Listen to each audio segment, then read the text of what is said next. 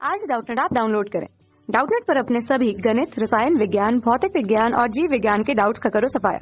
बस प्रश्न की फोटो खींचो, एक ही प्रश्न को क्रॉप करो और तुरंत वीडियो सोल्यूशन पाओ। अभी डाउनलोड करें। नमस्कार दोस्तों, दिया गया प्रश्न है एक गोलीय दर्पण की वक्रता त्रिज्या 20 सेंटीमीटर है तो इसकी फोकस दूरी कितनी होगी। दिए गए विकल्प है पहला 20 सेंटीमीटर, दूसरा 10 सेंटीमीटर, तीसरा 15 सेंटीमीटर, चौथा 30 सेंटीमीटर।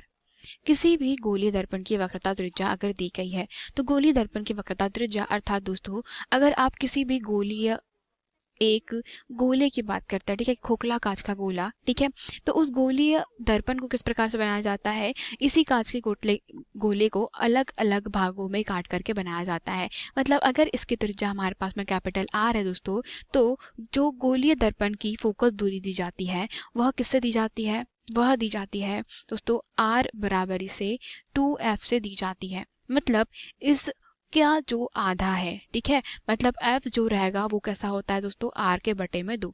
मतलब यह जो कौन सा दर्पण होगा दोस्तों, कोई भी दर्पण बनाते हैं तो इस दर्पण को अगर आप कुछ इस प्रकार से दो भागों में बांट ले और इसमें पीछे की ओर पॉलिश कर देते हैं तो आपका पीछे की ओर पॉलिश करने के बाद में दोस्तों यहाँ पे जो उभरा हुआ भाग होता है उसे कहा जाता है उत्तल दर्पण, जहाँ से परावर्तक सतह उसकी कैसी होती है, उत्तल, अतः इसे कहा जाएगा उत्तल दर्पण। जबकि अगर आप इसके बाहर से क्या कर देते हैं, पॉलिश कर देते हैं, ठीक है, तो बाहर से पॉलिश करने के बाद में दोस्तों अब ये जो आपके पास में दर्पण प्राप्त होता है, ठीक है, तो उसका परावर्तक भाग कौन सा है, ये वाला है। तो परावर्तक भाग कैसा है, अंदर से धंसा हुआ, तो इसे क्या कहा जाता है, इसे कहा जाता है अवतल दर्पण। तो अब यह जो अवतल दर्पण है तो इस अवतल दर्पण की बात करें या उत्तल दर्पण की बात करें, इसे बनाया कैसे जा रहा है, एक गोलीय भाग को काट करके ही बनाया जा रहा है।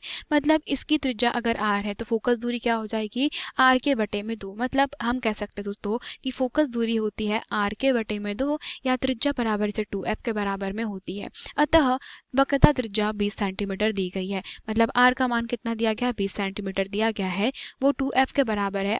अतः f बराबरी से कितना हो जाएगा, 20 के बटे में 2। मतलब हमारे पास में कह सकते हैं इसके 10 सेंटीमीटर के बराबर की इसकी फोकस दूरी हो जाएगी। तो फोकस दूरी अगर 10 सेंटीमीटर है अतः हम कह सकते हैं कि प्रश्न के अनुसार विकल्प क्रमांक 2 जो है वो हमारे प्रश्न का सही उत्तर हो जाएगा। धन्यवाद।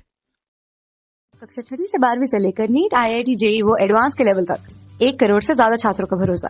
आज ही डाउनलोड करें डाउटनेट ऐप या व्हाट्सएप करें अपने सारे डाउट्स 8400 400 400 पर।